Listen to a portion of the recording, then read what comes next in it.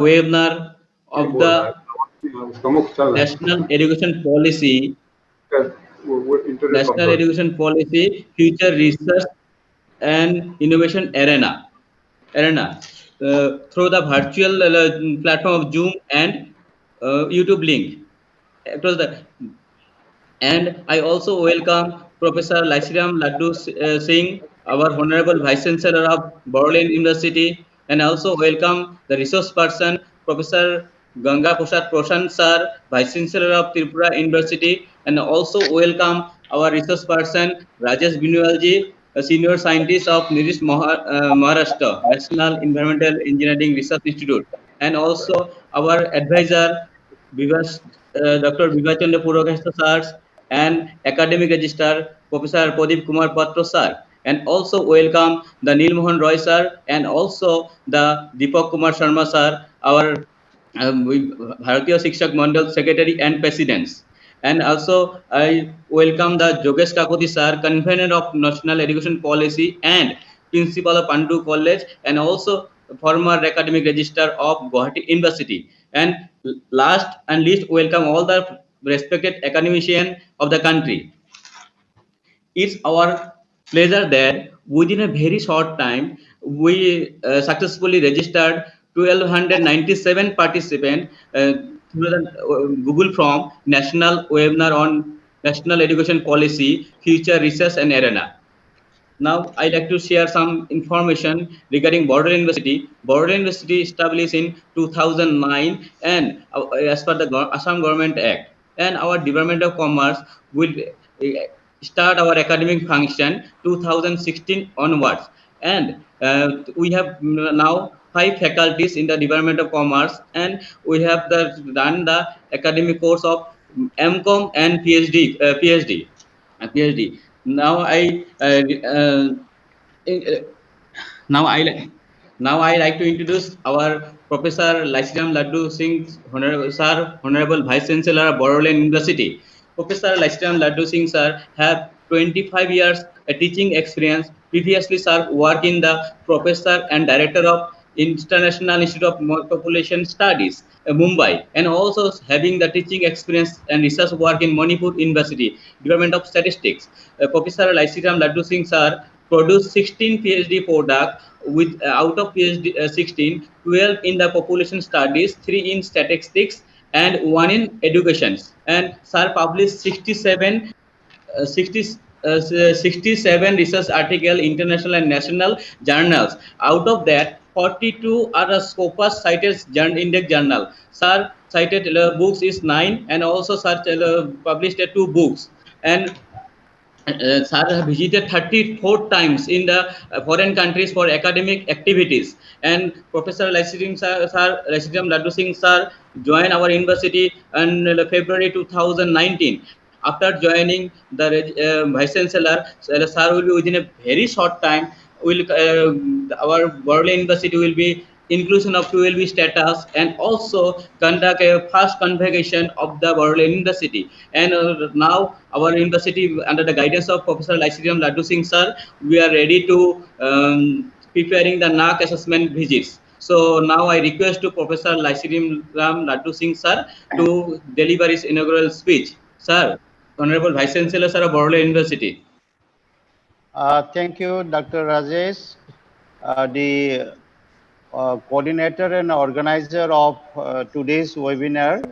And also thank you for your kind words and very generous introductions, though I really do not deserve. Very good morning to the Honorable Vice Chancellor of Tripura Central University, Professor G.P. Prasain, who was my colleague in Manipur University. And I also welcome the other resource person, Dr. Rajesh Biniwale, Senior Principal Scientist and Head National Environmental Engineering Research Institute, Nagpur, uh, from the state of Maharashtra, where I spent half of my career.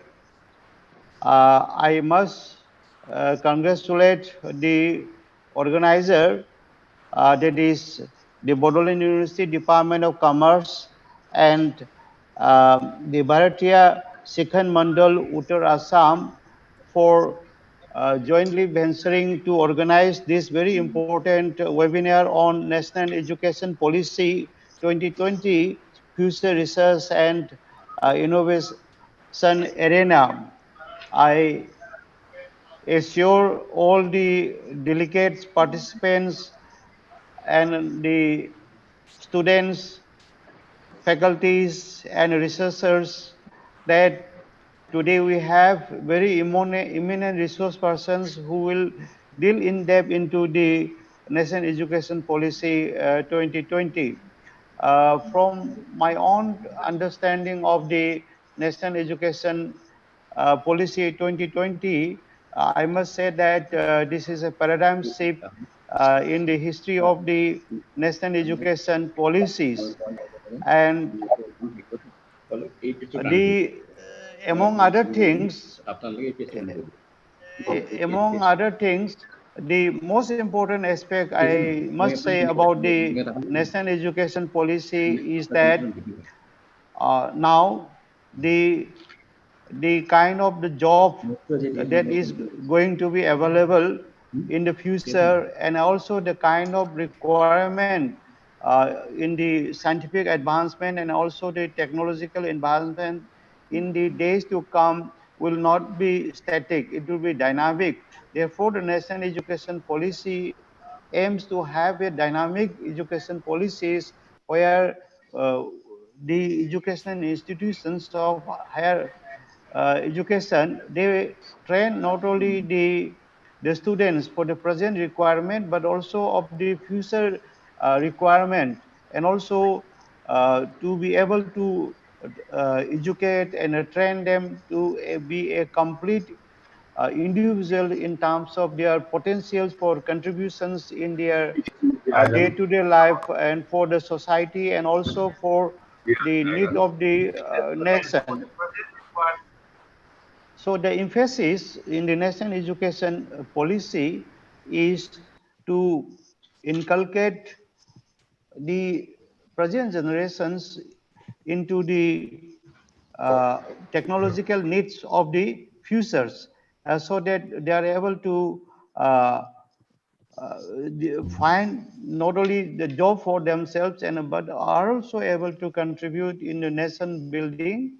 And the present day generations are not like the previous generations of our time where one job is fixed for them. Now the present generations are very mobile and they keep on enhancing their skills so that they can uh, switch from one profession to the other profession. So the national education policies is there to uh, provide this kind of the opportunities, and then the opportunities and the challenges that are available for our society in the futures can only be provided through the present broad-based paradigm shift national education policy 2020.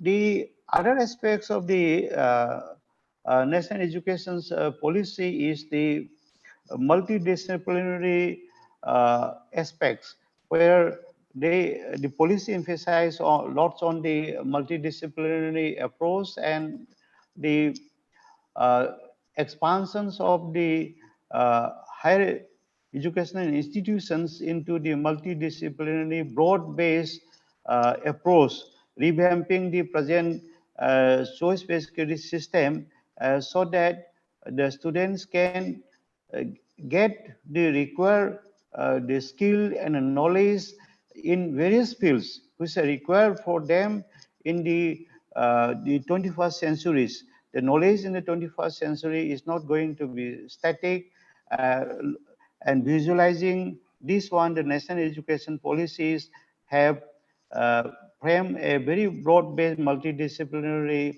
institutions whereby the standalone institutions will be this replaced in a phase-wise manner by the these academic institutions of the multidisciplinary in nature. They are also very big these multidisciplinary institutions where the enrollment has to be more than 5,000, aiming that the students are not educated in a airtight, watertight, compartmentalized kind of education, but with a very broad-based kind of educations. Uh, but the challenges ahead for all of the educationists and those who are working in the academic institutions and universities is to bring in the innovations, as is emphasized in today's webinar. The the three types of these higher education institutions, the type 1, type 2, type 3. The type 3 is where the colleges engage in providing the undergraduate educations gradually has to develop themselves into the type 2 the institutions where not only teaching but also it is a place of high quality research. And then the institutions which are presently in the type 2 the category, they are gradually to enter into the type 1 category of research. So it has become very important not only for the educationists but also the governments and also the other stakeholders and other these civil societies which are working for the enhancement of the educations uh, to find the curriculums whereby the present students are engaged in the local needs, the community needs, and also they will be providing the exposures to the industrial areas so that they are trained adequately to tackle all eventual kind of the real life problems that they may face from time to time. The I must say that one of the good thing of the national education policies 2020 is the internationalization of the higher educations, whereby there will be peers, international universities, and the academic institutions which will be equally learning from the Indian education systems, and at the same time the universities and academic institutions which are based in India will be competing with the international the institutions whereby the quality of the educations will eventually be developed. So I look forward to listen to the deliberations of uh, the learned resource persons of this today's uh, webinar, and I also look forward to say educate myself more and more in these new emerging areas of the educations through uh, these interactions and discussions of the resource persons and participants. And I wish that all the participants will have a lot of take home messages and also a lot of this informative knowledge to educate themselves and to extend their knowledge and learning in the new education policies. And with these few words, once again, I wish the organizers a very grand, successful national webinar on the National Education Policy 2020, Future Research and Innovations. And with these few words, I thank the organizers uh, for giving me a platform to share my views and also welcome the resource persons and participants of this national webinar. Thank you.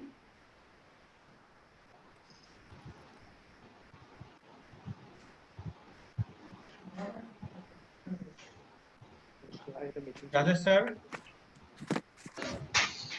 Uh, Thank you, our Honorable Vice Chancellor, Professor Singh sir, for your valuable speech and give a universal speech and also give us the time. And thanks you. thanks. And now I request. Now I introduce. It's my pleasure to introduce our next research person, researcher Professor Ganga Prasad sir. Ganga Prasad Prasain sir is the Honorable Vice Chancellor of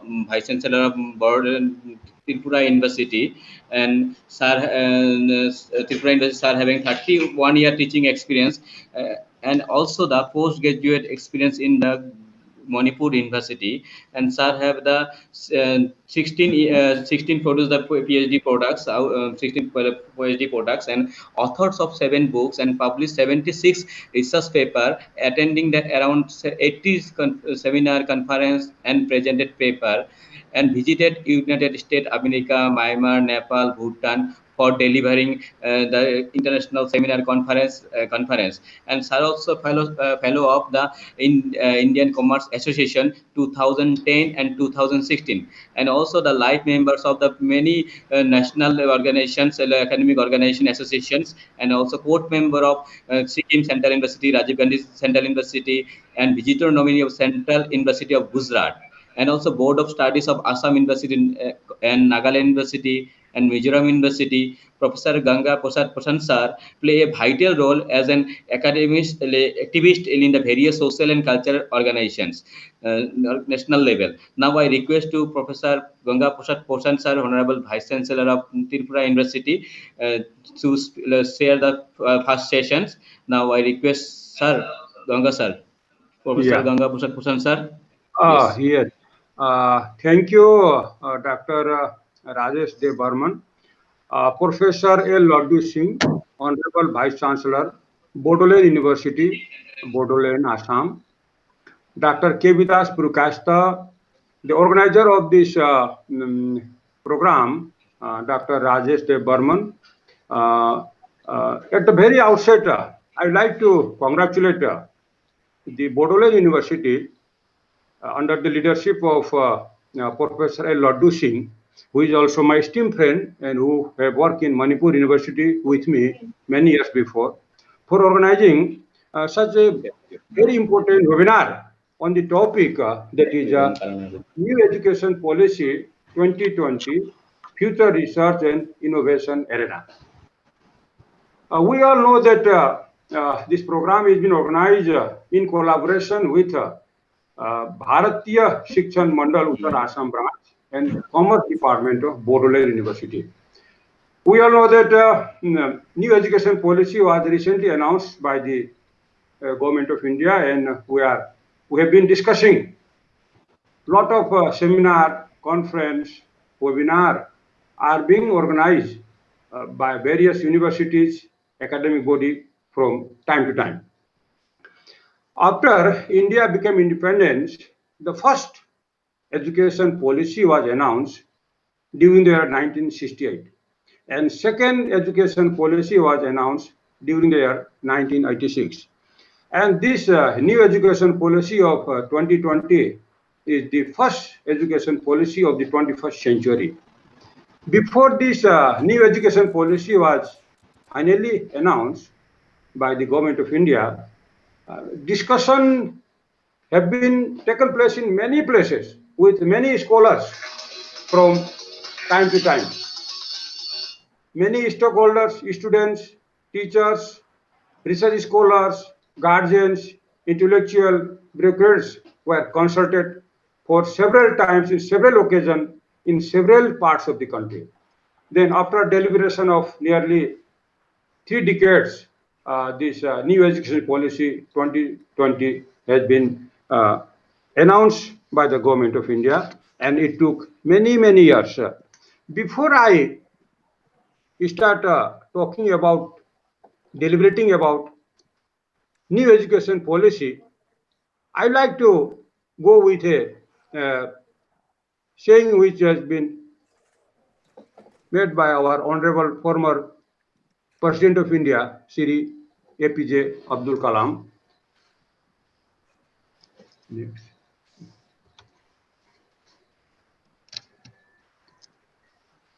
The purpose of education is to make good human beings with skills and expertise, enlighten human beings can be created by teachers. Changes in the education policy is a major way to provide the nation better student, professional, and better human being. Unquote. This was being told by late Dr. APJ Kalam, who was President of India and a very great scientist of this country. Here, I would like to mention why we need new education policy. The earlier education policy, which we have been following since the year 1986, was not very up-to-date, modern, and as per the need of the country. We all know that education is an investment. We as a guardian, teacher, parents invest huge amount of money to educate our children. Have we ever calculated? Have we ever maintained the accounts of money which we have invested for educating our children from early nursery level to bachelor degree or master degree? I think we do not know. It is a huge expenditure, and ultimate result is that we have been producing large number of graduate and postgraduate which are unemployable. There are more than 800 universities in India. Every year, thousands of students are coming out with a master degree, bachelor degree, PhD degree, and many other technical qualifications. But still, job market is limited, and they become unemployable among the youth in this country. Therefore, one of the reasons for social unrest and various types of problems which are being found in various parts of countries, the unfit or not so suitable education for the country. Therefore, taking into consideration all these points, our policymakers, planners, our government thought, discussed, disseminate information several times, and finally a new education policy has come out, which is mainly based on skill. The present education policy, if properly followed, will make our students job giver and not job seekers in course of time.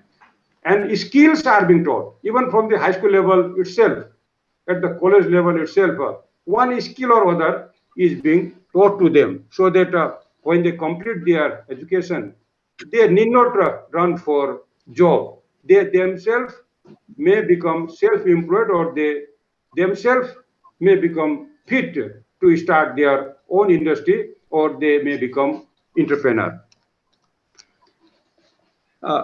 Till date, we have been focusing on what to think in our education policy. In the new education policy, we are focusing on how to think. There is an avalanche of information in this digital era, and thus we have tried to filter out what is not needed. How can our youth think critically and innovate themselves unless we ensure a purpose in the education system? Unless they can be passionate. The 5+3+3+4 structure moving forward from 10+2 structure is a step in this direction. This was said by Honorable Prime Minister Shri Narendra Modi ji. So what we have been talking is that the existing education policy was of what to think, but in our new education policy, now we are going to how to think. That means in this digital era of 21st century, the new education policy is far, far better, and it is as per the requirement of the people in this 21st century.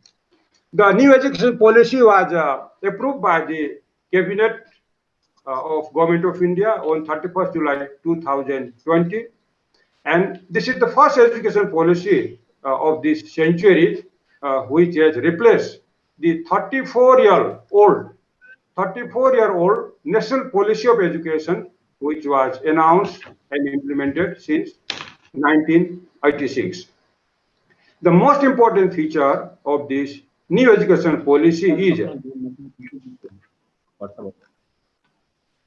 universalization of education from preschool to secondary level with 100 ratio in schools education by 2030. In the present existing education policy, the gross enrollment ratio was very less. Lot of dropouts are there. In spite of the fact that there are many schools, colleges and university, even schools are open in rural area, village area, but still the enrollment ratio was very poor. So this education policy, that is new education policy 2020, has given the emphasis, importance for the improvement of enrollment ratio so that it may reach to 100% enrollment ratio in school and colleges. The biggest reforms of the new education policy 2020 is that teaching up to class 5 will be done in mother tongue or regional language. Till now, we in our country used to give more importance in English education. At the very nursery level, we have been teaching our students in English medium schools and other schools. That means we were not giving importance to our mother tongue. But as per this new education policy, the nursery to class 5 level teaching will be made in their own mother tongue. Because when we start teaching in our own language, in our own mother tongue, then it will be easy to make them understand. In the present system, we are teaching them in English medium, which was very difficult for them to understand. They were not groomed properly. But if we start teaching the post-curriculum books, syllabus in our own mother tongue or the language, regional language in which they are living, then it will be very easy to understand them, and they will be learning more and more, and they will take more interest to learn subject, method, if it is being taught in their own mother tongue. And also, it will lower the stakes of board exam. It will allow foreign university to set up campus in India. I will discuss on this foreign university later on. And also, there will be single regulator for higher education institution, except for law and medical college in India. And moreover, the most important feature of this new education policy is that students in college and university shall be admitted through common entrance test. There will be same entrance test all over India for admission in colleges and universities. The most important highlights of new education policy is that the 10+2 structure of school curricula will be replaced by 5+3+3+4 curricular structure, corresponding to ages 3 to 8 for 5, 8 to 11 for 3, 11 to 14 for again 3, and lastly 14 to 18 for that 4 years respectively. This will include +2 years of schooling and 3 years of Anganwadi and pre-schooling. Before they are admitted to schooling, they will be taught in Anganwadi center. According to new education policy, from the age of 3, children will be part of early childhood care and education, ECCE, which is very, very important features of this new education policy. This will be delivered through standalone Anganwadis. Anganwadis co-located with primary school. Anganwadi and primary school will be located in same locality or nearby locality, so that when our children become 3 years of old, they will be taught in Anganwadi as well as in primary school. Then pre-primary school section covering at least age to 5 to 6 years will be located with existing primary schools, and also stand-alone preschools which will recruit workers, teachers, especially trained in the curriculum and pedagogy of early childhood care education. Here, we will be able to impart education through Anganwadi to our children when they just cross 3 years of age. That means it will be easier to teach them, to groom them, to guide them about the pedagogy, about the mother tongue, about the subject which we will be teaching them during their school days.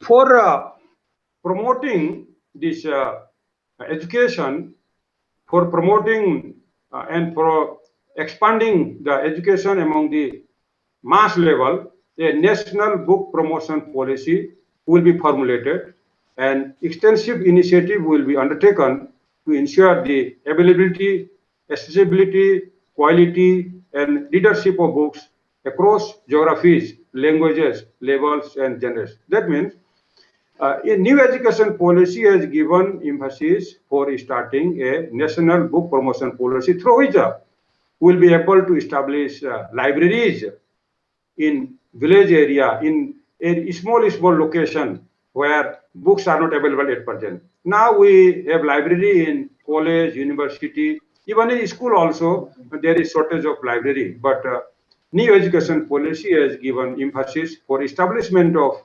library, book bank, even in rural area, village area, those far-flung area, underdeveloped area where the children, guardian of those areas will be given books in their own mother tongue also. Whatever books they want, whenever they want, books will be available to them.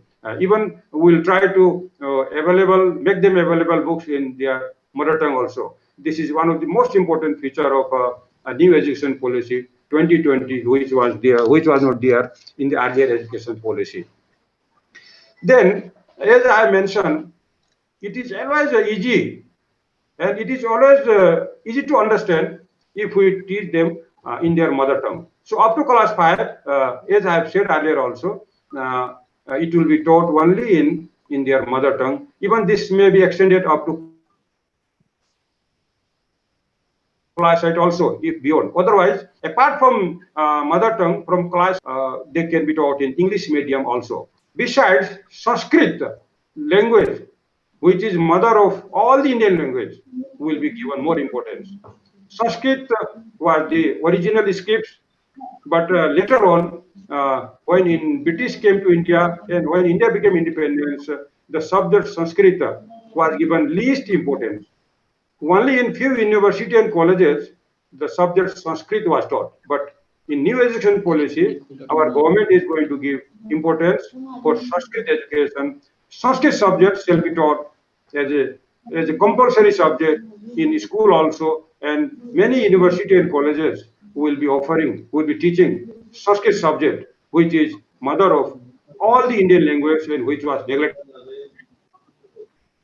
so far. So this is one of the great achievement, great things in the new education policy, which will certainly help our young generation to remember, to learn our ancient history, our culture, our tradition, our religion, which was not being given importance in the present education policy.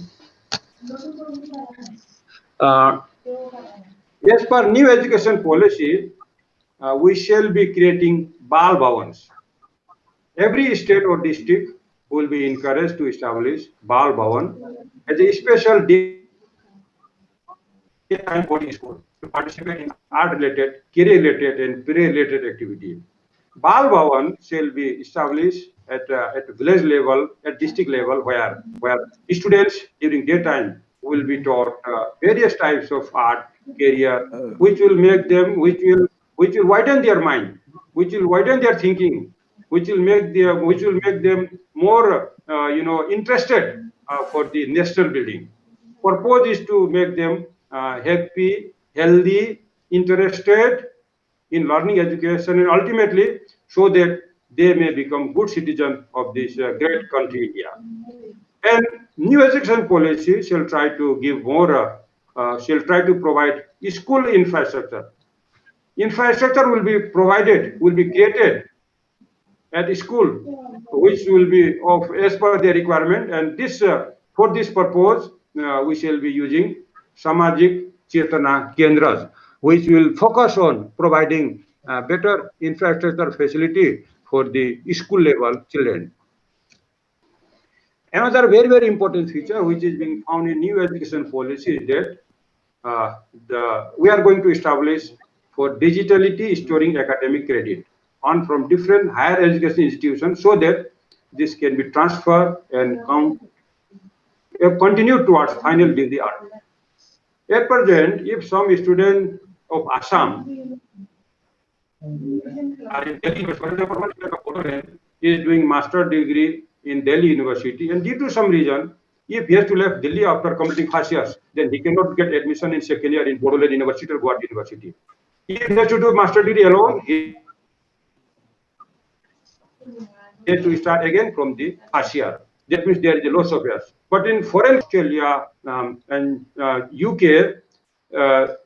they can transfer their credit from one university to another university.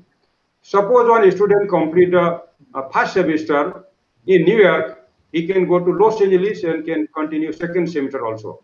That system of transfer of credit is not yet implemented in Indian university, but this new education policy has given freedom for transfer of credit on in one university to another university.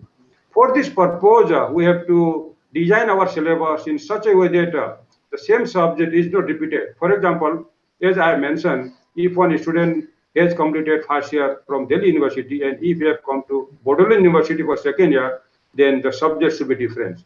For this purpose, we need to frame common course curriculum for all the courses in Indian university. As far as possible, in new education policy, when we design our course curriculum, the course which will be taught in first semester, second semester, third, and fourth shall be more or less similar with a little bit local variation, so that when a student want to go to another university due to various reasons, he can be admitted in the second or third semester directly.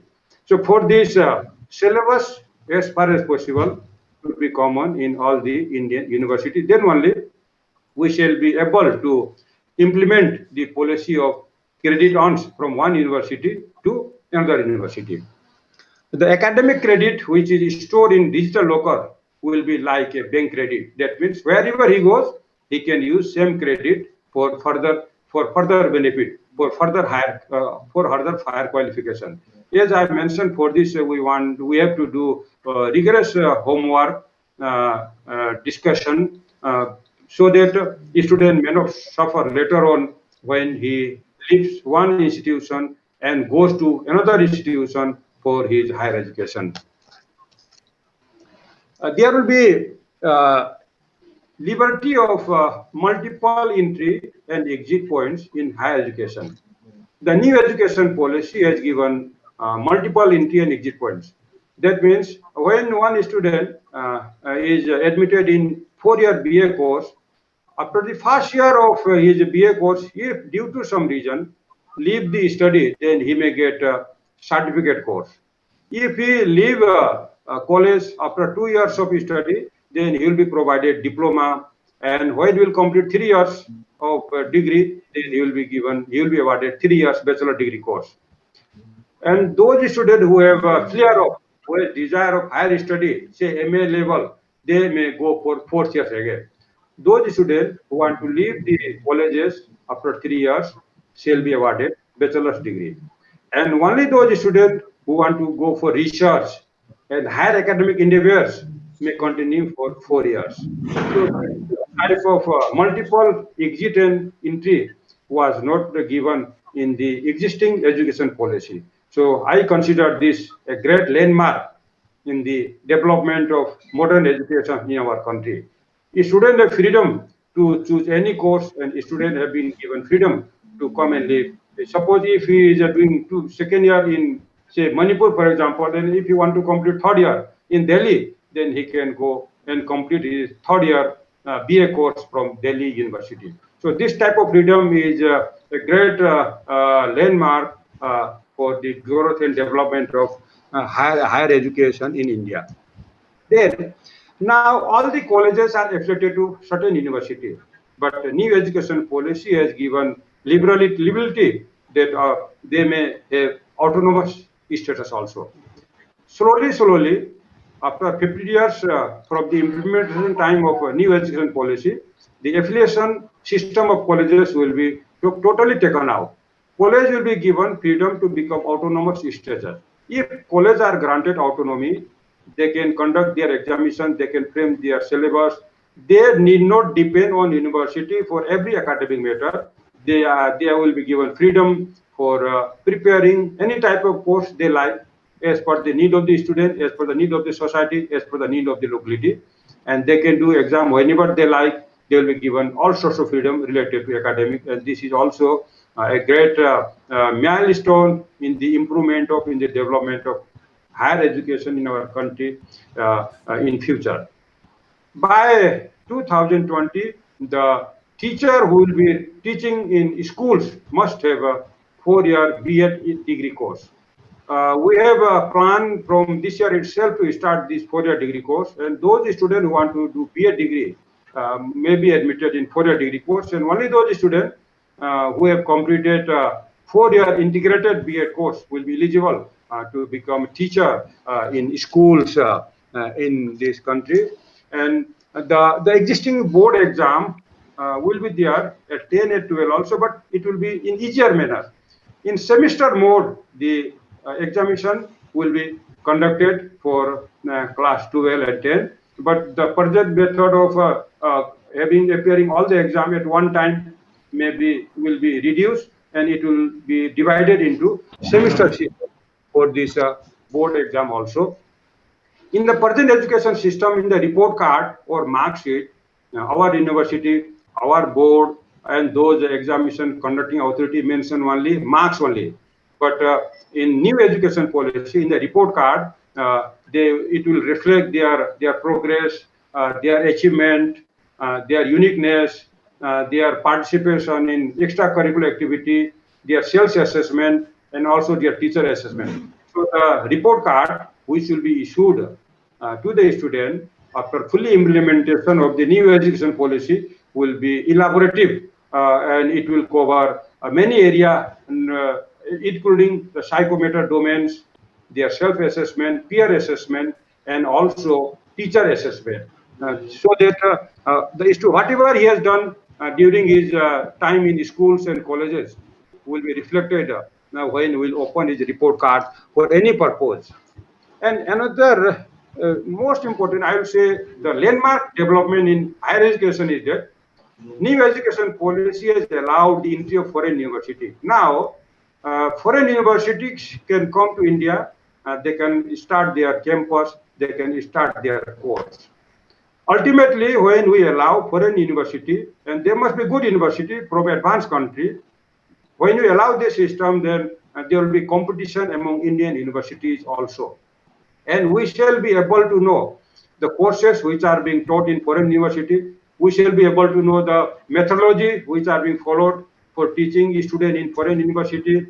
And also, we shall be able to compete with them. And when they will come here in India, we will be learning many things from them, and it will develop competitive attitude among teachers and students to be at par with foreign university. So ultimately, the objective is to improve, to internationalize our education. And for this purpose, our country is thinking to open only top-class university who have world rank in their achievement. And this is a great landmark in the higher education in India for improving, for developing, and also for making our citizen more national and up to date, so that they can contribute more and more for the betterment of this great country, India. Then, in present education system, say when we take admission, when our students take admission in colleges, there is say class 12 arts, class 12 commerce, class 12 science, BSc, BCom, BA, like this. This system is there. But in new education policy, when it will be implemented fully, then the students are given freedom to choose any subject from any discipline. The student can choose history, physics, the student can choose economics, political science, language, literature, whatever. Yet, if then a science student cannot study his mother tongue. Suppose if I am a student of commerce, I was not given the chance to read my mother tongue subject in colleges. But in this present system, the student will be given freedom to choose subject from all the streams, that is art, science, arts, and commerce. So here they will learn the other subject also, which will make them more sensitive and more knowledgeable in all rounds affairs. there will be one National Educational Technology Forum. This will be created to provide a platform for the free exchange of ideas on the use of technology to enhance learning, assessment, planning, and administration. When this forum will be fully made functional, then it will help our student, our learner for assessment, planning, and administration.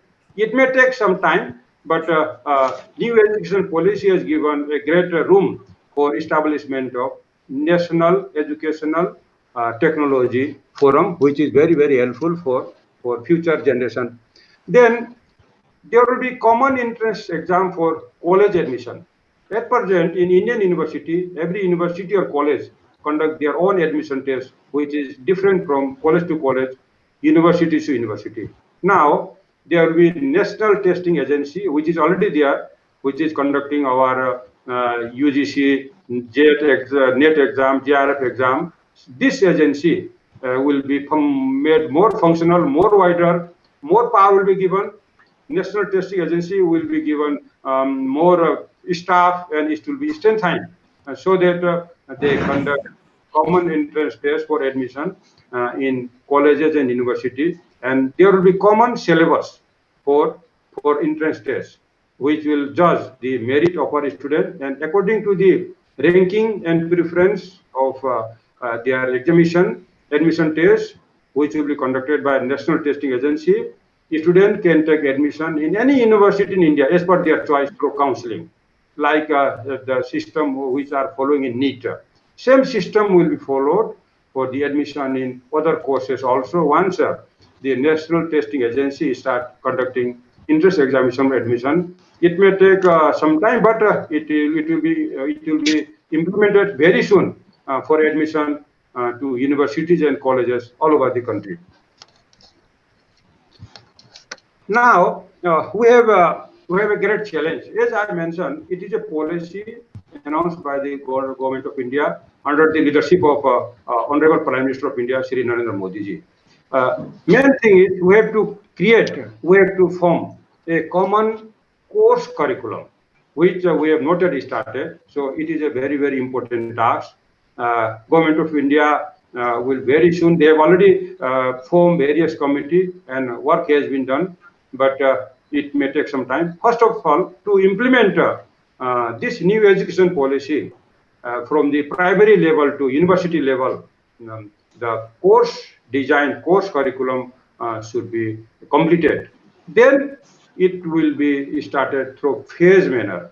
It may not be easy to implement immediately, but once we try, once we start, I believe that with the cooperation of students, parents, guardians, stakeholders, social organization, we shall be able to implement this policy. And once this policy is fully implemented, then there will be a landmark change in the education scenario of this country.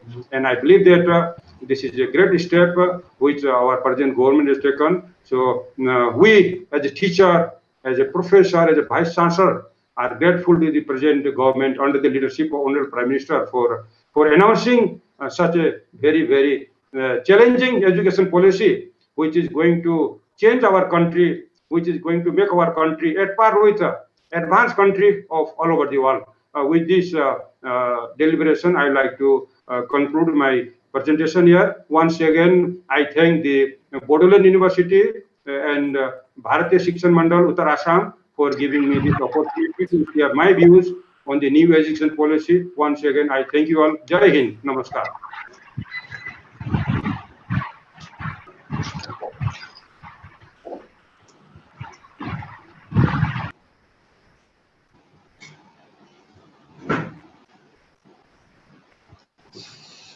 Thank you, Professor Ganga.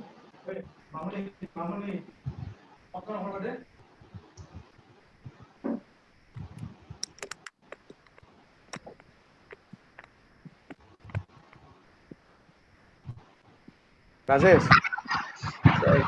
Thank you, Professor Ganga Prasain sir, Honorable Vice Chancellor of Tripura University, for your valuable speech and also valuable time Sir joining the Tripura University very soon, and also sir, in spite of busy schedule, give us the time. It's our pleasure. It's our pleasure. It's our pleasure. And sir, enlight our the education policy, national education policy in a short time. The all the basic points and all highlights, key points. To yes.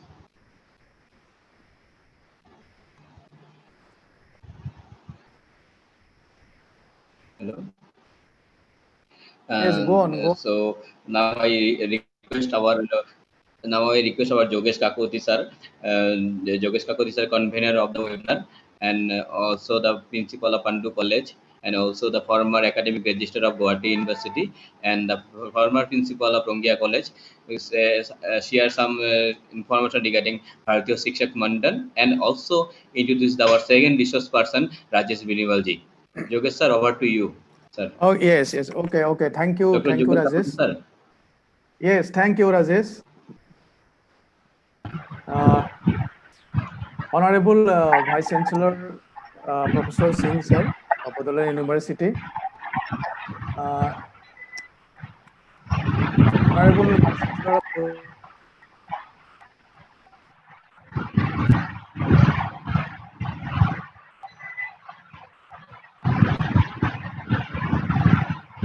Hello. Hello. Yes, sir. Yes, yes, yes. Thank you, Sir. Rajesh. Yes. Am I hearing? Am I audible? Yes, sir. Yes, yes. Okay, thank you. Thank you. Honorable Vice Chancellor of Bodoland University, Professor Singh, sir. Honorable Vice Chancellor of Tripura University, Professor Prasain, sir. And another distinguished resource person, Dr. Rajesh Sir, audible, Biniwale, audible.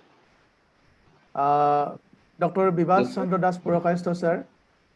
He is Honorable Court Member of Bodoland University. Yes, sir, audible. Dr. Nilmohan Roy, President of Uttar Assam Prant. Yes, sir. Yes, sir.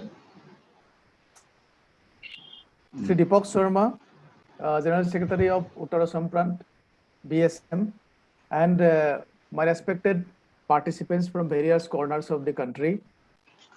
And actually, it's our pleasure to collaborate this webinar with Bodoland University, and we feel proud that Uttar Assam Prant BSM, that means Bharatiya Shikshan Mandal, is an integral part of this webinar. Bharatiya Shikshan Mandal, in brief, it is popularly known as BSM, is an organization. For what? This is a question. If we know its goals, it will be crystal clear about its identity.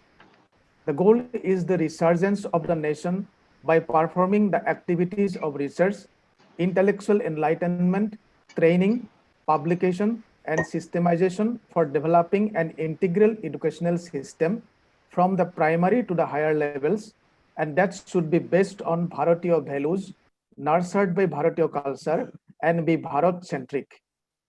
Bharatiya Shikshan Mandal was founded on the auspicious day of Ram Navami in the year 1969.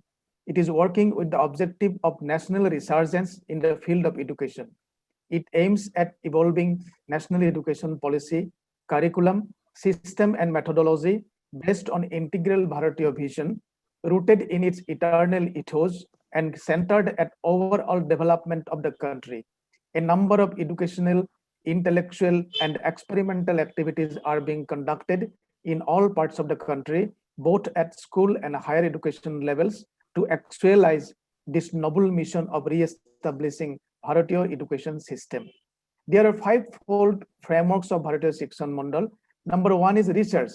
It is essential to revamp the present research ecosystem to make the academic research more purposeful, applicable, and Bharat-centric. Bharatiya Shikshan Mandal is active in bringing about a holistic change in research methodology and philosophy in the academics of Bharat. Workshops on research for resurgence are being conducted at various universities and research institutions for research scholars and guides towards the attainment of this vision.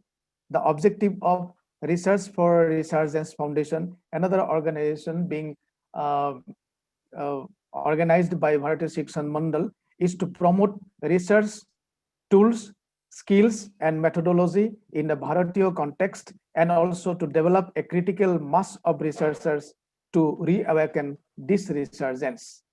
Another framework is awareness. Awareness programs on various aspects of Bharatiya system of education are being conducted for policymakers, teachers, and common public by BSM. These activities help in integrating the most essential features of the past to present day education. Another framework is orientation.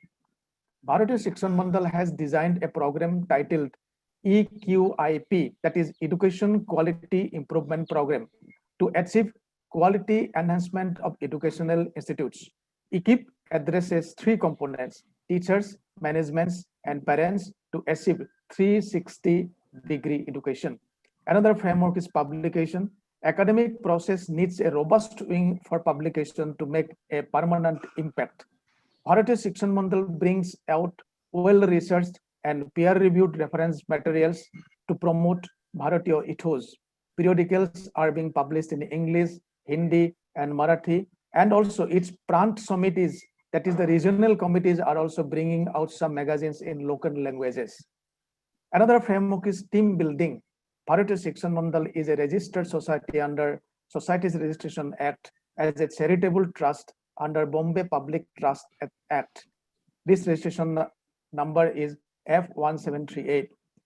A homogeneous team of active members is established at state and district level as Bharatiya Shikshan Mandal unit to carry out the activities of the organizations per the activities stated above. For detailed information, you are most welcome to the BSM website, that is bsmbharat.org. Uttar Prant, which is the integral part of this webinar, which is one of the collaborators of this webinar, that is Uttar Prant of Bharatiya Shikshan Mandal. Uttar Assam Prant is a regional unit of Bharatiya Shikshan Mandal. Uttar Assam Prant is one of the most active units to its national credit. It has already done activities of huge publications along with its regular activities to comply the vision and mission of Bharatiya Shikshan Mandal. The present president of Bharatiya Shikshan Mandal Uttar Assam Prant is Dr. Nilmohan Roy. He is a retired associate professor of from Pandu College, and General Secretary is Sri Deepak Sharma. Dr. Bibhas Chandra Das Purakasto is our Mark Dorsok. That is the brief statement about Bharatiya Shikshan Mandal and Uttar Assam Prant. Now I feel proud to introduce our honorable speaker, Dr. Rajesh Biniwale ji. Dr. Rajesh Biniwale ji, he is presently senior principal scientist and head of the Research Institute, that is National Environmental Engineering Research Institute. In brief, it is known as NEERI. It is a constituent laboratory of CSIR. Dr. Biniwale ji is MTech in chemical engineering, and he is also PhD in chemistry and postdoctorate also he is in chemistry. Dr. Biniwale ji brings in vast industrial and research experience in various domains, including research, planning, monitoring, modeling, and implementation. He is currently working at National Environmental Engineering Research Institute, NEERI, as senior principal scientist and having more than 25 years experience in R&D and environmental project management. Besides projects from national funding agencies and industries, he has worked in ASEAN Development Bank and World Bank projects with European Commission, working as UNDP consultant. He is professor at Academy of Scientific and Innovative Research, founder director general, Research for Resurgence Foundation, founder director at Ecologic Science Technique India Private Limited. He is masters in chemical engineering from IIT Roorkee, PhD and Doctor of Science from Hokkaido University, Japan, postdoctorate from Tokyo, gold medalist from Japan Society for Promotion of Science, that is known as JSPS. He has more than 50 publications in reputed journals, 3 Indian patents, 3 international patents, delivered more than 200 invited lectures. He is Japan Society for Promotion of Science Ronpako Fellow. He is also Japan Society for Promotion of Science Bridge Fellow, member of Indian Institute of Chemical Engineers, Fellow of Maharashtra Academy of Sciences, Fellow of Indian Water Works Association, member of Catalyst Society of India. He is on board of studies of Nagpur University, board of research and research of Amaravati University, board of directors of Incubation Center of Solapur University. He is member of several committees constituted by Ministry of Environmental, Forest and Climate Change, Ministry of New and Renewable Energy, Pollution Control Board, UNDP, Namami Chandrabhaga, India UK DST Task Force. He has collaborations with Japan, Germany, France, Italy, Greece, Romania, Norway, Finland, and also worked in Bangladesh and Sri Lanka. We feel proud to have you, sir. Now I request Dr. Biniwale ji to deliver his speech on National Education Policy 2020, Future of Research and Innovation Arena. Dr. Biniwale ji. Can I use my, thank you very much for having me on this platform and then introducing me elaborately. Can I share my slides? I have some slides to share so that I can. Yes, sir. Yes, sir. You can.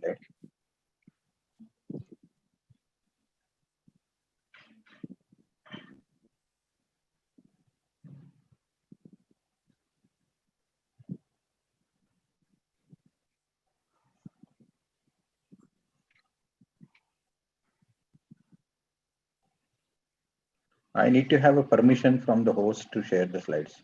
Yes, sir. Yes, sir. I have given the permission, sir. Yeah. Sir, I have given the permission. Yeah, I'll try again. No, it says host disabled participant screen sharing. Will you try again? Can you make me co-host so that I can share? Yes, yes, sir. I am giving you post.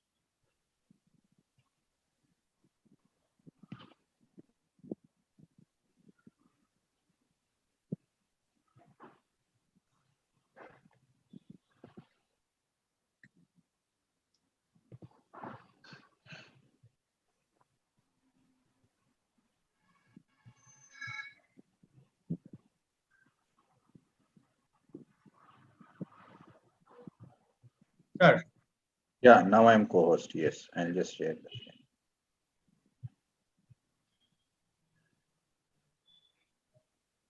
that. You are seeing my slides and I'm going into presentation mode. Yes, sir. Yes, sir. It is visible. It is visible. Now it is visible. And if it is not changing, please let me know immediately. So, National Education Policy 2020, as it unfold, and in a draft form as well as when it came as a final form, there was a lot of deliberations which started even after the policy was unfolded. Before also, a lot of efforts were taken, a lot of consultation was there. And we being the part of Bharatiya Shikshan Mandal, we are always concentrating on giving the suggestions on national education policy. It's not only per se national education policy, we were also giving the emphasis on education revamp itself. So many of inputs which we have given, and these were also consulted at the back end with a lot of learned people as well. But when it unfolded, a lot of people started talking about the various aspects of National Education Policy NEP 2020. As such, the document is very large, but there are 40 pages which are like a crux of the entire policy. And there are about 17 sections which talks about various things into the policy, 17, 18 sections. I'm not going to take up the one by one section kind of thing. What I'm going to talk about is the research arena or research focus within the National Education Policy. National Education Policy framework has got something to do with the fostering the research in the country and how they have dealt with it. And even I will try to put my comments, my opinion on certain limitations and a few also. And also we'll try to focus on what is there for the universities, because I'm talking to a university now. I'll focus The basis of entire policy is sustainable development goal. Sustainable development goals are given by United Nations. United Nations, after consulting all the members of the UN, member countries of the UN, has come up with 17 sustainable goals. Before that, there were Millennium Development Goals, and there were 8. Now there are 17 sustainable development goals. Out of the sustainable development goals, the goal number 4 is quality education. Providing the quality education to all is one of the important goal that goal number 4 says. And the basis of, I think we have to, we have to mute others. We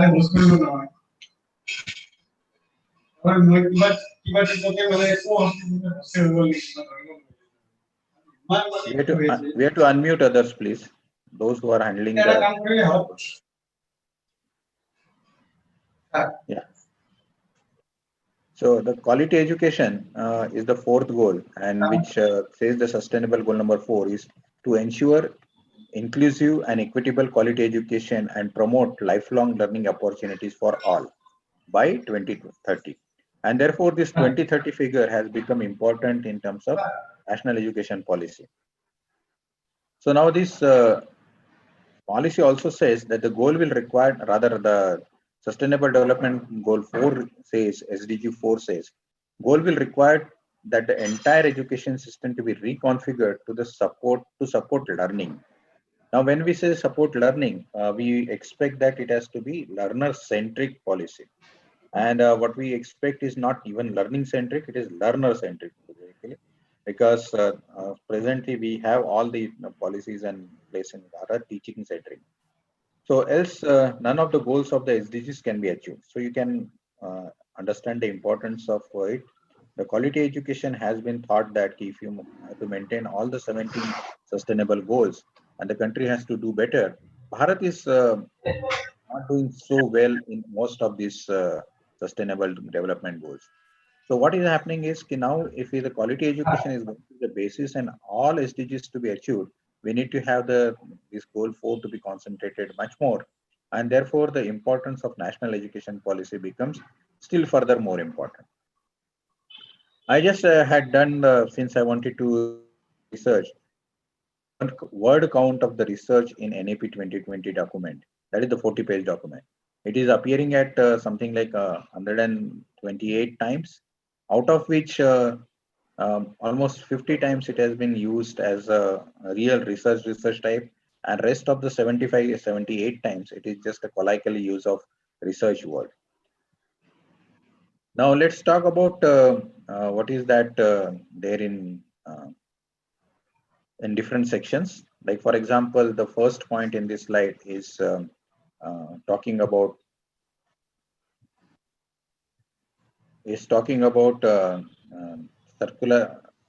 curriculum and pedagogy. Curriculum and pedagogy is the framework for early childhood education. Now this is early childhood education. What is there in this particular para for the universities? See, what will happen is you'll have to train your teachers. The universities will have the kind of a courses which would be for the educations also. Like for example, 4-year B.Ed courses. This will be run by the universities or the colleges. And these are the one which will be actually preparing the teachers to understand that the early age students are not supposed to be overburdened with the homeworks, with the kind of tremendous curriculum activities, but there has to be one thing which is there as a personality development in the early age. And the personality development through the direct education is an important aspect, and the teacher has to understand it. And this job is with the university. And therefore, we have a lot of opportunities for R&D, for research in this curriculum development and pedagogy framework. This framework has to be developed by the universities. Then comes the Diksha. Diksha is something digital infrastructure for knowledge sharing. This is typically the point which is talking about the technological interventions to serve as an aid to the teachers. And that will be in the piloted case. Now, when you say pilot, that means you have to do as an experiment, you have to explain it, you have to demonstrate it. when we start doing something like creating the know-how is something which is created in the labs or the kind of classrooms. But when it's from know-how to show how means you have to show that how it can be done. So now show how is something which we have to do, and uh,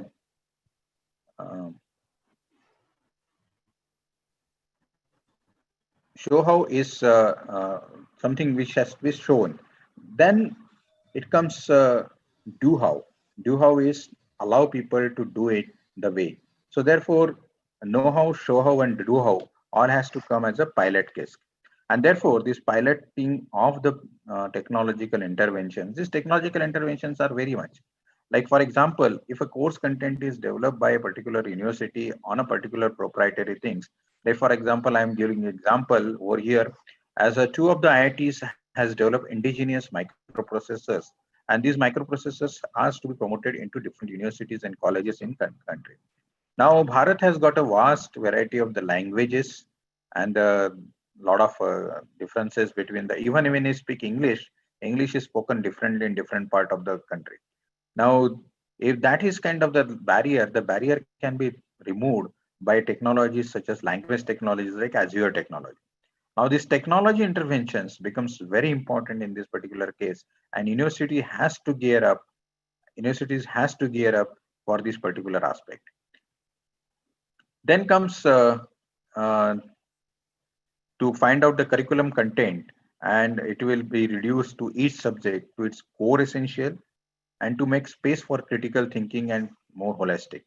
Say, for example, each subject has to go into the deeper. It has to be holistic in the sense when we are talking about the physics, say, for example, and we don't understand the history of the physics, then probably we are not teaching the physics. We are teaching something like a Newton's first law, Newton's second law, or any other subject or topic of the physics, say optics, and you are just concentrating on that particular focused optics, then probably we will not be able to do the kind of justice to it, how it was, how the subject was developed. Because when we uh, teach or when we learn, in the both the cases, it is definitely to be more important to understand how subject was developed. And therefore, inquiry based, discovery based, discussion based, and analysis based learning is important. That is the emphasis given over here.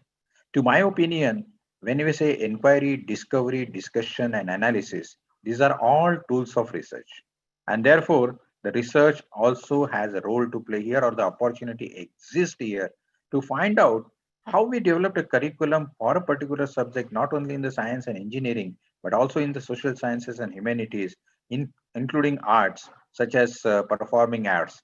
Well, how do we find out that this kind of holistic approach can be taken? Then the technology-based comprehensive teacher requirement and planning and predictive forecasting. Now, this is something which has dealt in 5.7, where it has been talked about the recruitment of the teachers and the plans for recruitment of the teachers, which has to be. Now, although the policy has to be learner-centric, but the teacher is equally important. Who will make it learner-centric? Teacher. Nobody else can make it learner-centric. And therefore, the requirement of the teacher's requirement, not requirement of the teacher, teacher's requirement into the system has to be comprehensively understood at the beginning, and the forecasting can be done by using different models. Say, for example, how many teachers in the performing art will be needed if at all the people are selecting with the flexibility given into the NEP, that I can select subjects with flexibility. Like at the same time, cross-boundary subjects I can select. Say, for example, sometimes I can select some mathematics as one of the subject, and maybe the dance as or the music as another subject, which is of my choice, which was not there before. For the first time, this has come into this policy. And this liberty can be only given, and then the teachers, teachers requirement can be understood by standard, very systematic forecasting exercises, and where again the need of research is definitely there. It is not moving further. Yeah. Okay. Now, when we come to the universities, save for some good universities where the research is really being done, and save for some of the very good institutions other than the national institutions. So there's a research going on, but the lack of research, that to peer-reviewed research, is our problem in most of what do you say, our universities or academic institutions. And we need to admit this at certain point of time. If we don't admit this at certain point of time, then probably we will not be able to address this issue. So this is the lack of research as most of the universities, and this is what we need to address. I'm getting disturbed by these people entering at this time, and I'm being the host. It is always appearing to admit these people.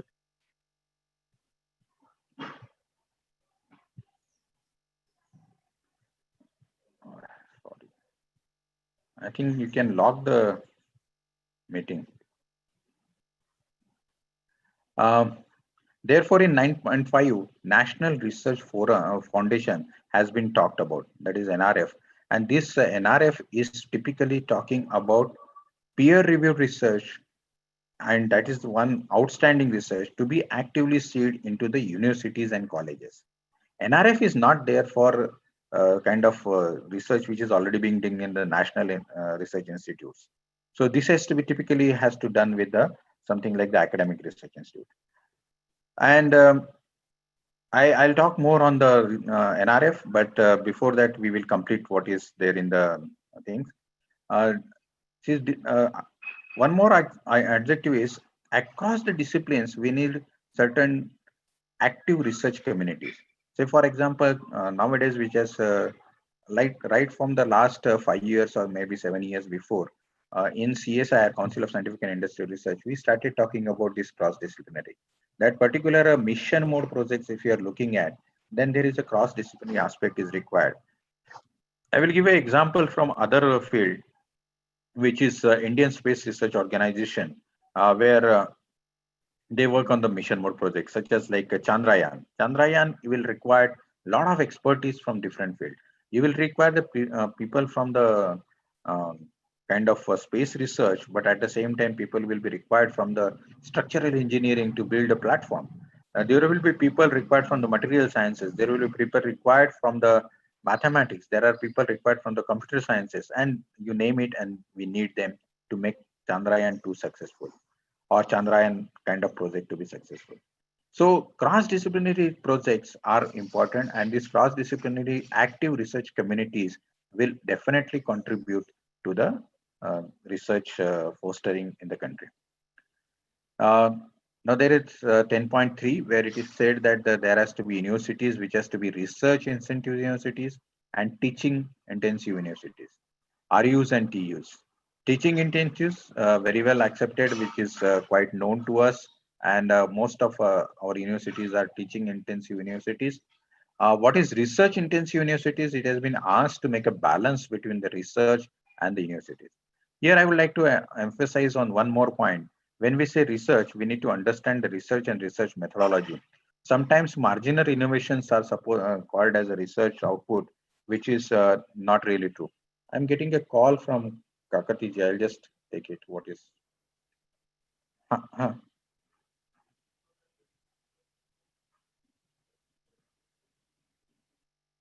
आपकी आवाज नहीं आ रही। हाँ, आप phone पास में। हाँ बोलिए। हाँ जी बोलिए ना।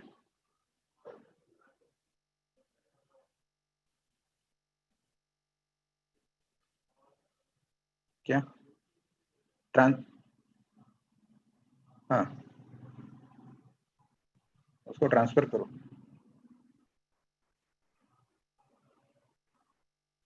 हाँ हाँ हाँ, बट मैं उसको भी ट्रांसफर कैसे करूंगा इसमें? एक minute. I'll try to do that. I'll try to do that.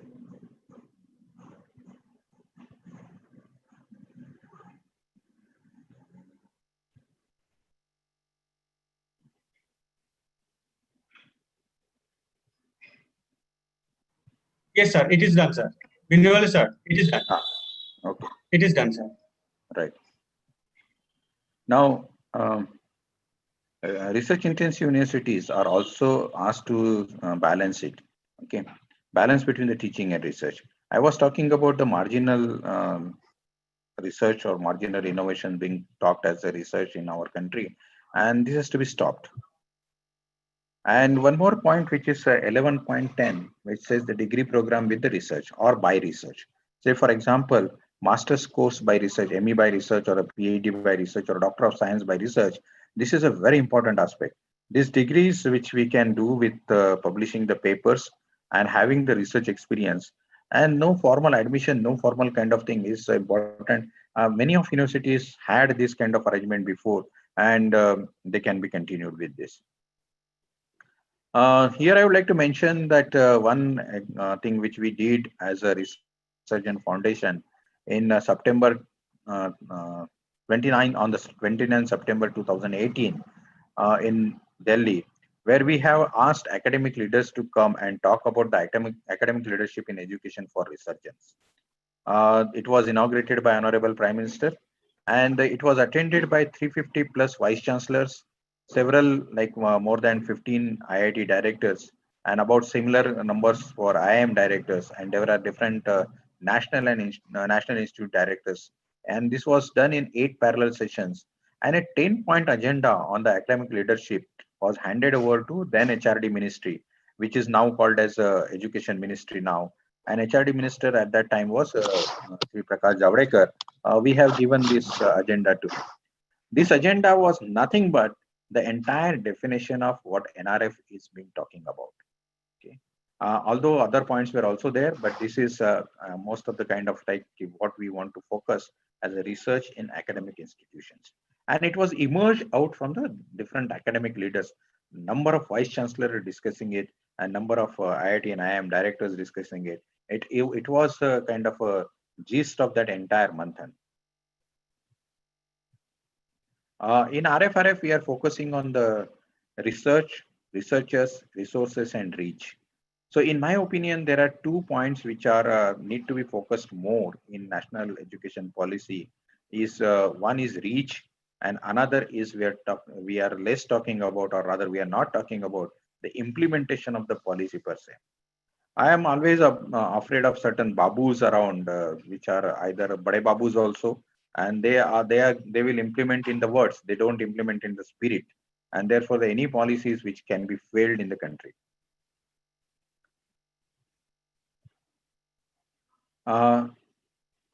This is now we need to focus on the National Research Foundation, and which is by definition to fund outstanding peer-reviewed research and actively seed the research in university and colleges. Whereas in point number 17, the title is catalyzing quality academic research in all fields through NRF, through establishing NRF. I'm comparing few things like and I would like to slightly be critical about a few things, which is my personal opinion. This is nothing to do with like general opinion, but this is my personal opinion when I read this NRF provisions. And the very point on the knowledge creation is still counting on the ancient glory of Bharat. We are talking about the history and ancient knowledge is important, definitely is important, but that's not the only thing. We cannot live on the past glory and how long we can survive on it. We'll have to change. Whereas what is happening, and we have been kept with Egypt, Misr kind of uh, countries where we are not the part like that only. We are not there. Whereas the United States, Germany, Israel, South Korea, and the Japan are indicated as the current knowledge generator. We know they are the current knowledge generator, but we will have to make ourselves enable to that level, and to some extent we are there. So in RFRF, we trust ancient knowledge, definitely, but through prototyping and contexting to the present. We just can't say that there was a Pushpak Viman, there was a Pushpak Viman before, and we try to convince it to the people who don't want to get convinced on it. It is no fun. There is no result for those efforts.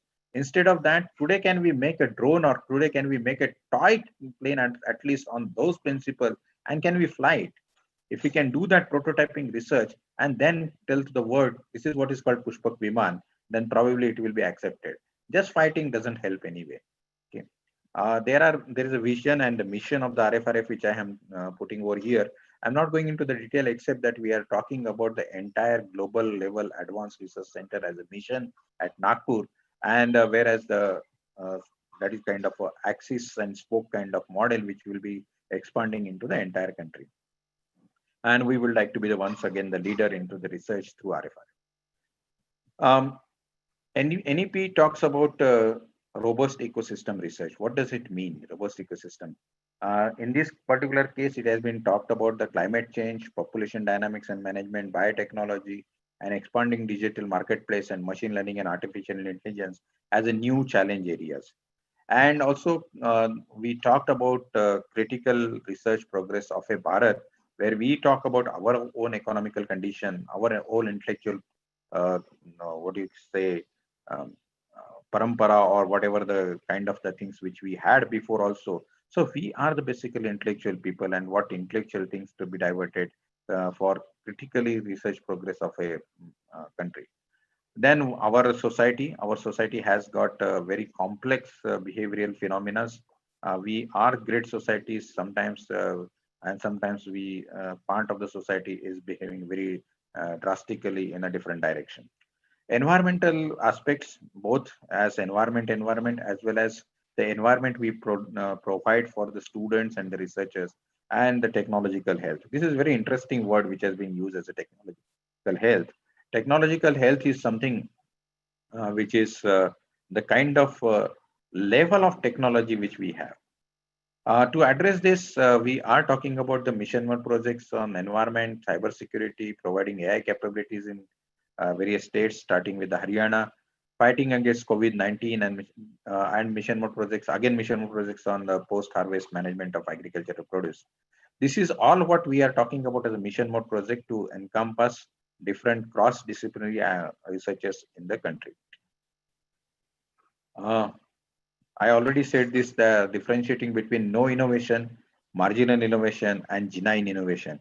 This is very important because many a time we miss and some jugaad kind of technologies we start talking about it as a great research, but it is not unless you go to the fundamental principles, unless you prove through the prototyping or the benchmarking, it is not called as a research.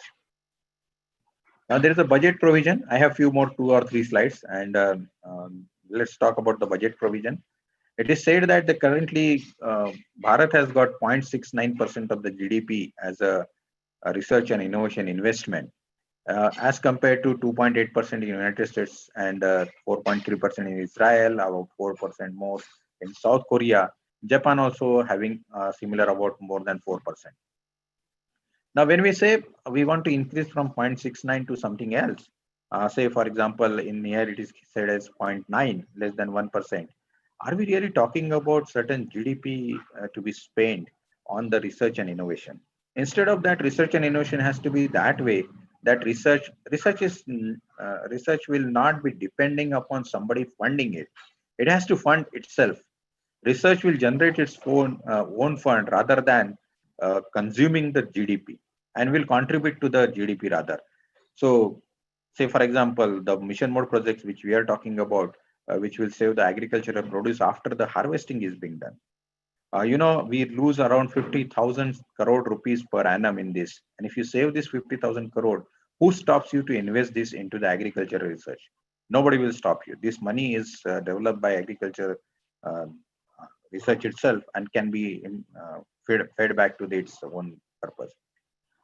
Environmental damages to the country in the Bharat currently, we are not focused on it. We are not worried about it. One simple example I will give, you are seeing urban floods in various places now. Say for example, Mumbai stops for 3 days every year. Same has happened in Udaipur, Rajasthan. Rajasthan has never seen the floods before, and now we are seeing the floods into the Rajasthan. Similar thing happened in Chennai. You understand the stoppage of this kind of the big commercial places, commercial cities loses a lot of money. So the environmental damage which has been estimated by WHO or the kind of people who are outside the country and the multilaterals is rather it's a World Bank estimate. It is 2.5% of the GDP. Now, if you can stop by research this environmental damage, the 2.5% of the GDP can be saved. And R&D institution can survive by itself in doing performance purposeful research. So one of the very important aspects which is still missing in the NEP is intellectual property right generation and its protection. We must understand the IPR generation and also the sellable IPR. Sellable does not mean that you only commercially sell. Sellable also means that it is acceptable by the people. It is, say, when we say I am selling my CV, I don't say CV saying getting my cost for the CV. I am saying always that it is a sellable CV means it is acceptable CV. So the kind of acceptable IPR by the societal for resolving the societal problems and the requirements or industrial or commercial problems of the country. And therefore, sellable IPR is very important. In my opinion, in NEP, we missed IPR aspect in a large sense. Challenges and approaches. The societal challenges that India needs to address has been listed over here.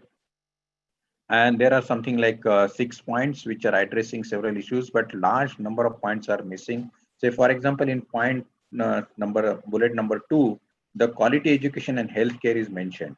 But this healthcare is not only mentioned over here. There has to be a separate mention of the health, because health is a very important aspect. Agriculture has been missed from here.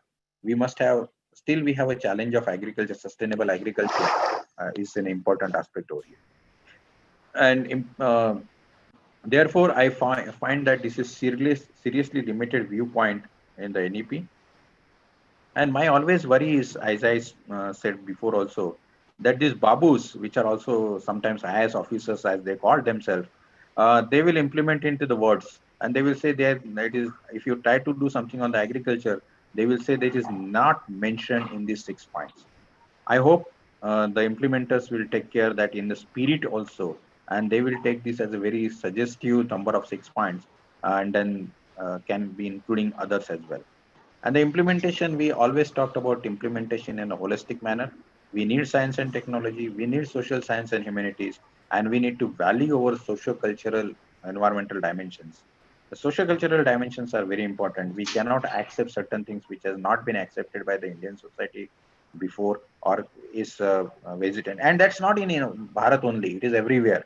There are the social values in different countries, and their values may be surprising to us, but there are the values, and these values are respected everywhere in the world. And what is missing in the implementation is mechanism. No mechanism has been suggested, and we need to work as the universities to find out this mechanism and try to establish it. And we may take a lead through RFRF to coordinate with the various universities, number of universities, and probably we can come up with a common minimum framework for mechanism of the implementation. Research in the arts and humanities along with the innovations in the science and social science, therefore extremely important in the progressing natural. So here what we are talking about is not only the science and engineering, it is also the arts and humanities.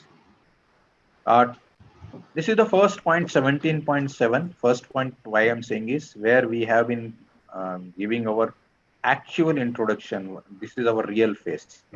We have a tradition of research and knowledge. We were the knowledge generator and we are the knowledge generator. And disciplines are ranging from science to mathematics to literature to phonetics to language and medicine and agriculture. This is what should have been coming into the first place when talking about the NEP or when this NEP is being written. Nevertheless, it has at least come in 17.7, and there we are there. We really have to gear up ourselves to face the challenges in coming centuries. And there is one confusion which was around at least to people which I spoke to and to me also. It was thought that all the existing agencies like DST, DBT, and other agencies like VGC will cease to do the funding, and there will be only NRF which will be funding. It is not so. All agency will continue to independent fund research, funding research according to their priorities and their needs. This is the last but one slide. The primary objectives of NRF says number 1 is the fund competitive peer-reviewed grant proposal in all disciplines and across all disciplines. Seed, grow, and facilitate research as academic institutions, particularly in university and colleges. That is the focus of NRF also. And this is C is important. A, B, and one more. There are 4 points here: A, B, C, and D. A, B, and D are nothing new. They are mostly said before also, and we were following it in most of places. C is something which is very new, where we are talking about bridging the gap between industry and academia. This is very important, and also the policymakers. Indian industry and academia, the Indian industry do not trust Indian academia. There is a trust deficit. This trust deficit has to be removed by doing the purposeful research, which will improve the industrial productivity, which will improve the product quality, which will improve their cost, and which will contribute to the cost reduction.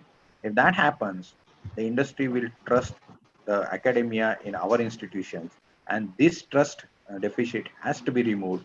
Unless that, industrial research cannot be promoted into the universities, and we will not get the fundings.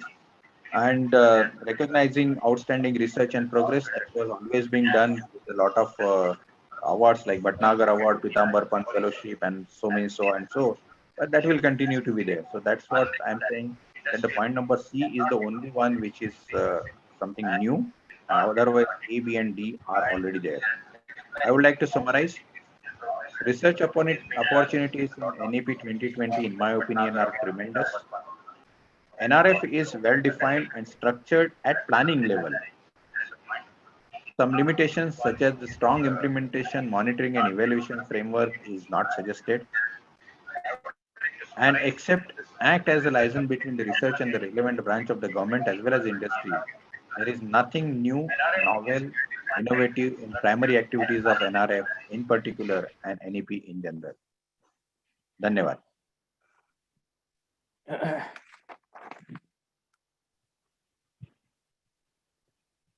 Thank you, sir. Actually, it's a very illuminating, thought-provoking, and also inspirational, motivational speech. I think all the participants are highly benefited from this critical analysis of Dr. Biniwale ji regarding research and innovation in the perspective of National Education Policy 2020. Dr. Biniwale sir has analyzed critically the National Education Policy's initiative to develop critical thinking among the students to make them well versed in future research. He has also pointed out how National Education Policy 2020 would be sincere in funding the research in India, how NEP has addressed research in the field of agriculture and environment and meaningful research in future. Also, he has pointed out the challenges of implementation of the National Education Policy. He expects also we expect a holistic implementation in spirit, not in word only. He has also pointed out how NEP has reminded us that India has a glorious tradition of research as knowledge creator, knowledge generator, and how NEP has emphasized the industry academia initiative for the development of education in India. Sir, it's a very illuminating and thought-provoking lecture. So I thank you from the organizer's side. Now, this is over to Rajesh, Dr. Rajesh Barman.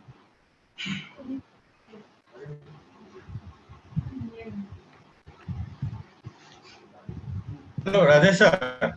Rajesh. Hello, Rajesh Hello. sir. Can you Yes. hear me? Sir, thank you, Jogesh Kakati sir, Dr. Jogesh Kakati sir.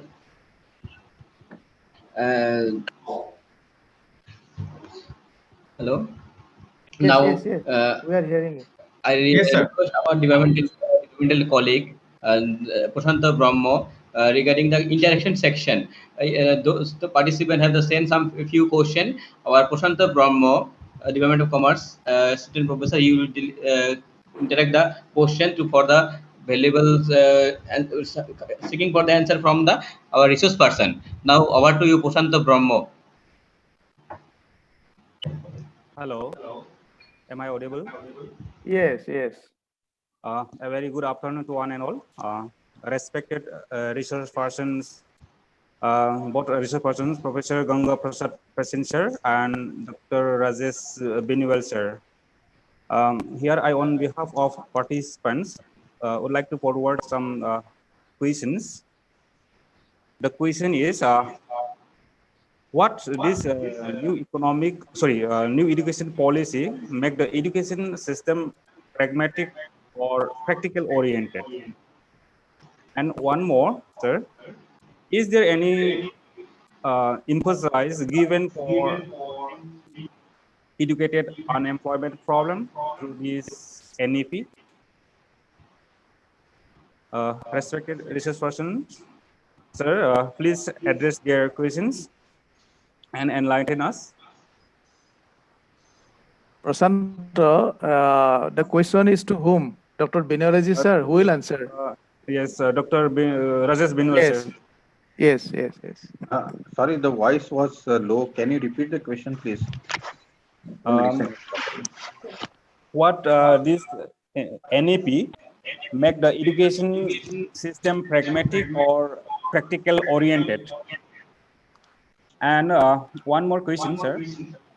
Is there any special emphasis given for solving educated unemployment problem through this NEP? Okay. Yeah, I believe the first reaction to both the question is yes. Okay. The reason being whether it is going to have a pragmatic approach. So it is definitely because we are started talking for the first time about the flexibility in selecting the subjects, as well as we are talking about the technological interventions in tools and methodology. We are talking about certain funding mechanisms. We are started talking about various other aspects like learner centric. Okay. So definitely it is a more pragmatic in terms of students. Okay. And definitely it is very much oriented towards it.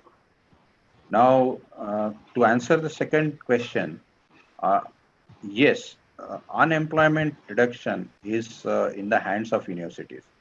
See, when I say university, why the word university has come, we need to focus on this, that they have to have a sphere of influence around the university.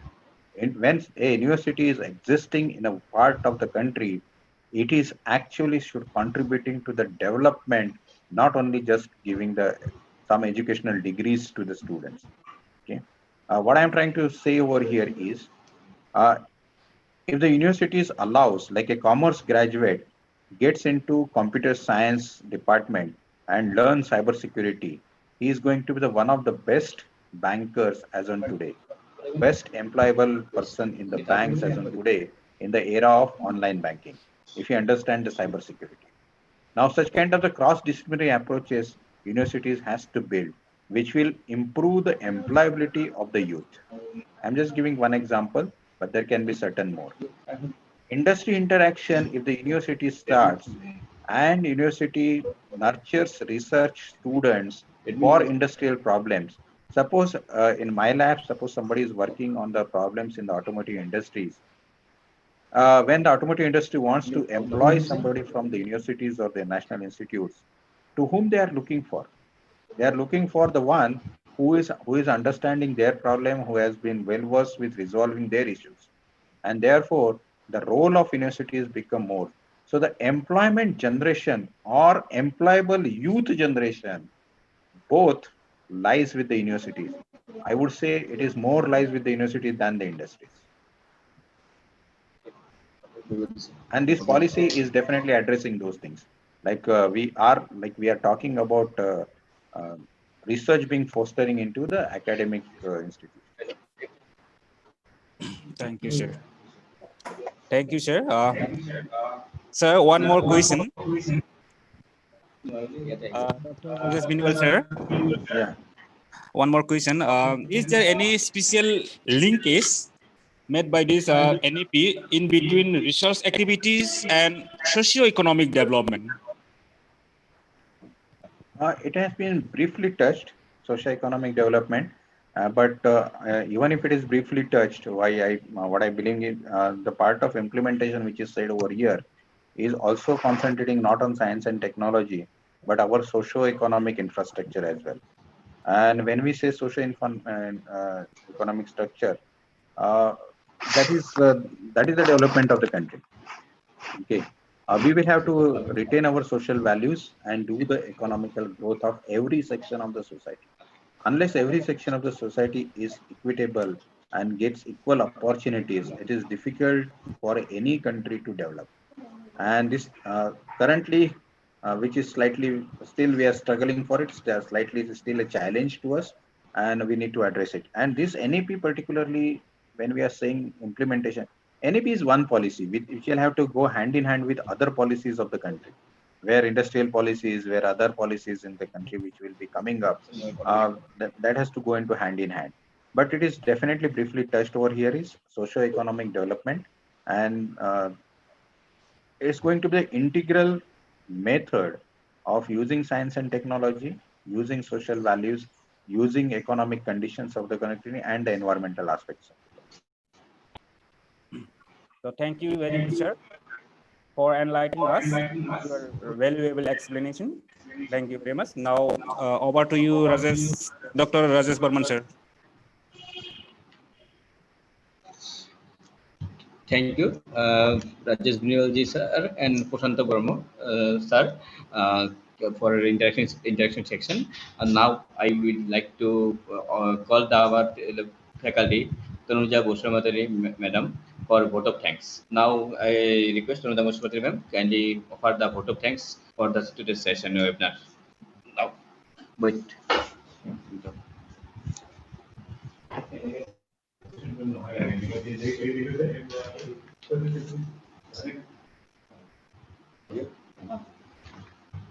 Thank you, Rajesh sir, for handing me over the program.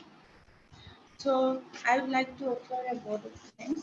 First of all, I, on behalf of organizing committee, the webinar, would like to offer a vote of thanks to our authority, Honorable Vice Chancellor, Professor Laisram Raju Singh, and Registrar Aswini Kumar for granting us permission to hold this webinar. I would like to offer the vote of thanks to respected resource person of today's webinar, Professor G.P. Prasain, Honorable Vice Chancellor of Tripura University, and Dr. Rajesh Biniwale, Senior Principal Scientist of National Environmental Research Institute, for their valuable speech.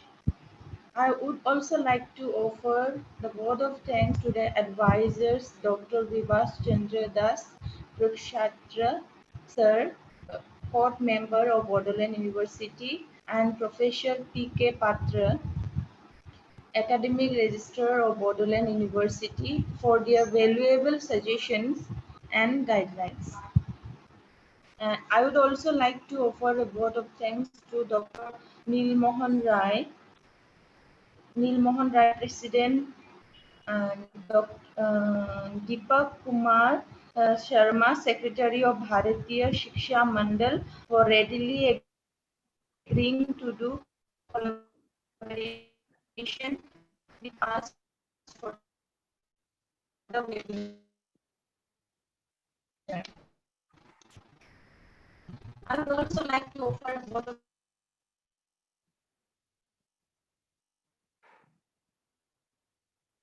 thanks to Dr. Gogesh, librarian of Pandu College, and Sankar Das, Department of Mathematics, Bodoland University, for extending their helping hands for the necessary technical support to make this webinar successful. Vote of thanks to all the participants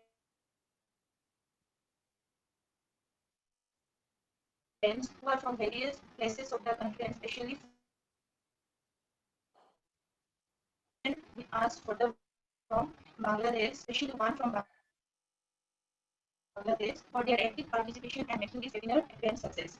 In fine, last but not the least, I would like to offer vote of thanks to all the faculty members of Commerce Department of BU University for active support to make this program all round success. And last but not the least, behind the success of this webinar, there are many contributions from all the persons. So I would like to offer them thanks who have directly or indirectly helped our department to make this webinar success. Thank you.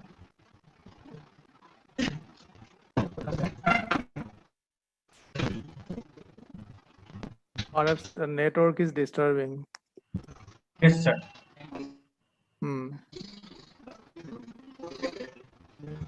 I think. Hello, Rajesh, Barman. Yes.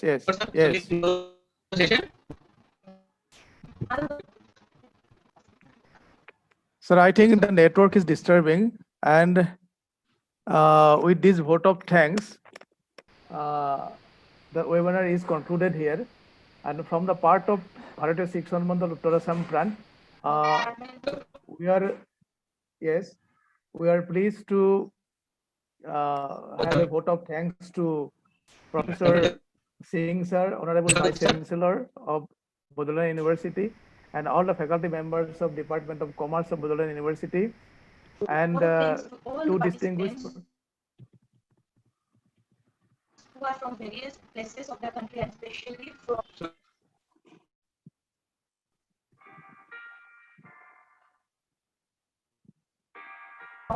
Bangladesh, especially one from Bangladesh, for their active participation and making this webinar a grand success. Fine. Last but not the least, I would like to offer more thanks to all faculty members of Commerce Department of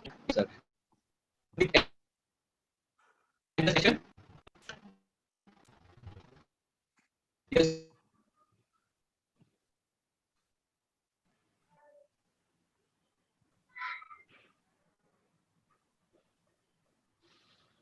success. And last but not the least, behind the success of this webinar, there are many contributions from a lot of persons. So I would like to offer them.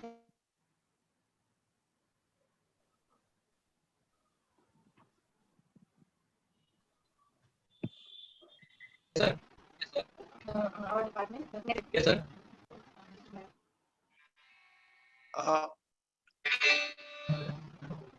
Okay. Jogesh ji, continue, please. Sir. You continue. Yes. With our sincere thanks to Professor Singh sir, Honorable Vice Chancellor of Bodoland University, and all the faculty members of the Department of Commerce, and all the family members of Bodoland University, and also our sincere thanks to Professor Prasain sir, Dr. Biniwale sir, and all the respected members of the various corners of the country and also abroad. And we have sincere thanks to all of you from Bharatiya Shikshan Mandal Uttar Assam branch. And I think the network is disturbing. Yes, sir. So I think with these few words, and once again, sincere thanks to all of you, this webinar is concluded here. Okay. Sir, Viva sir, do you have something to say?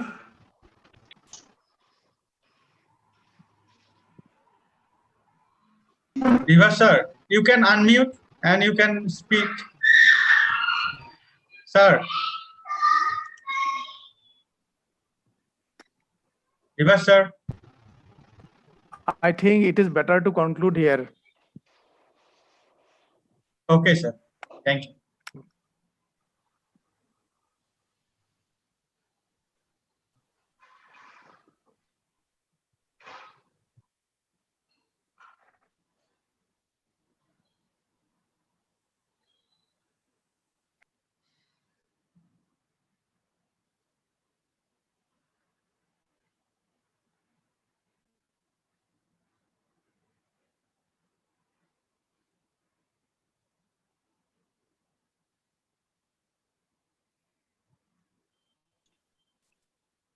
Hello. Yes, sir. Hello. Yes, sir. Gouri. Yes, sir. Now audible. I could not unmute myself. I was thinking of thanking Rajesh ji because he has spared valuable time with us because he is a very busy person. So I have all regards for him that he has somehow managed the time and attended this program. Otherwise, it is an excellent program. Only we are facing the problem of internet connectivity. Audio part is always weak. So whatever you say, we need a lot of research in this field. And we are to strengthen this internet capacity, audio, high quality audio that should be present there always. So as how we can increase this capacity. Otherwise, it's an excellent one, very good, very informative. As far Rajesh ji is concerned, he has shown the path as what is to be done. He has critically analyzed everything. You have seen how long we shall go on telling our past glories. When we are going to compete with the present scenario. So that storytelling, instead of storytelling, let us discover the simple drone to establish this thesis. I liked it very much. Thank you all. Bodoland Universities, on behalf of Bodoland Universities, Rajesh, and I find nobody is there. So thank for allowing Bharatiya Shikshan Mandal to co-host this whole program. Thank you all. Thank all the participants. I think we should leave now.